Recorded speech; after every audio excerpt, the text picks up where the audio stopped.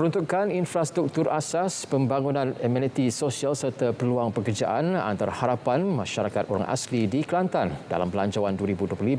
Belanjawan yang akan dibentangkan Perdana Menteri Datuk Seri Anwar Ibrahim Jumaat ini diharap dapat membantu melonjakkan lagi taraf hidup mereka ke arah lebih baik. Harapan saya agar kerajaan membuka banyak peluang pekerjaan kepada anak-anak muda di kampung RPS Kuala Betis dan sekitar termasuk di pendalaman. Faktor pertama tu tak ada kerja lah. Yang kedua tu mungkinlah memilih kerja. Tapi yang banyaknya yang pertama tadilah tak ada peluang pekerjaan. Terpaksa kira orang-orang muda terpaksa keluar ke bandar lah.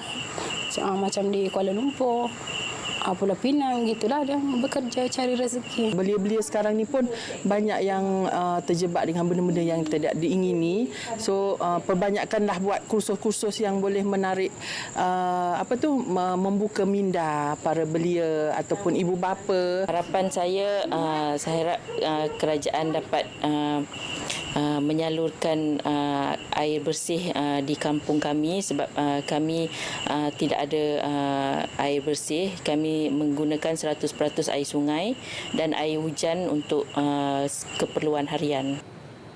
Belanjawan 2024 memperuntukkan RM333 juta untuk manfaat lebih 200,000 masyarakat orang asli di Semenanjung Malaysia. Seorang penyelida tapak pembinaan rugi RM118,800 akibat terpedaya pelaburan tak wujud menerusi satu aplikasi. Lelaki berusia 39 tahun itu mengetahui mengenai aplikasi berkenaan apabila dimasukkan ke dalam kumpulan WhatsApp oleh individu tidak dikenali pada 21 April lalu. Ketua Polis Daerah Kuala Terengganu ACP Azli Muhammad Noor berkata mangsa kemudian dihubungi individu bernama Vincent sebelum didorong untuk melabur. Mangsa diperdaya untuk melabur apabila dijanjikan keuntungan 5 hingga 9% dengan hanya bermodalkan RM5,000. Lelaki itu membuat 12 transaksi ke 2 akaun bank berbeza. Mangsa cuba mengeluarkan keuntungan namun gagal dan minta dibayar RM424,298 kononnya bagi mengeluarkan keuntungan berjumlah RM1.15 juta. Mensyaki dirinya ditipu, mangsa tampil membuat laporan polis semalam dan kes disiasat di bawah Seksyen 420 Kanun Keseksaan.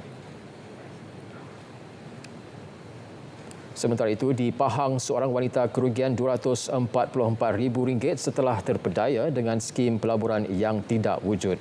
Mangsa berusia 35 tahun melakukan pemindahan wang sebanyak 11 kali transaksi kepada 3 akaun bank berbeza.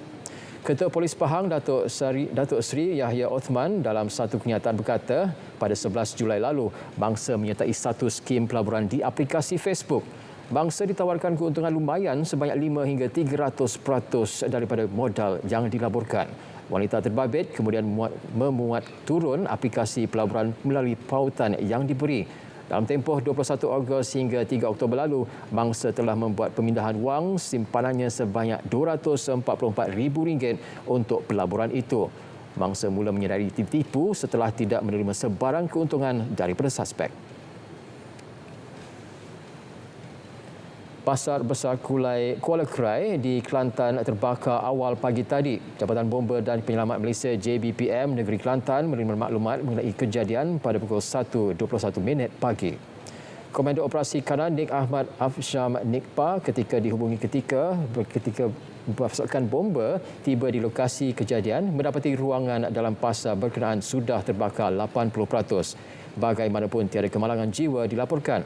Menurutnya, api dapat dikawal pada jam 2 pagi dan padam sepenuhnya pukul 3.42 pagi. Beliau berkata pemadaman dilakukan oleh 26 anggota dari Balai Bomba dan Penyelamat Kuala Krai, Sungai Durian, Macang dan Tanah Merah. Operasi tamat sepenuhnya pada pukul 5.17 pagi. Difahamkan terdapat lebih 100 peniaga di pasar berkenaan. Punca kebakaran masih dalam siasatan pihak forensik kebakaran JBPM Kelantan.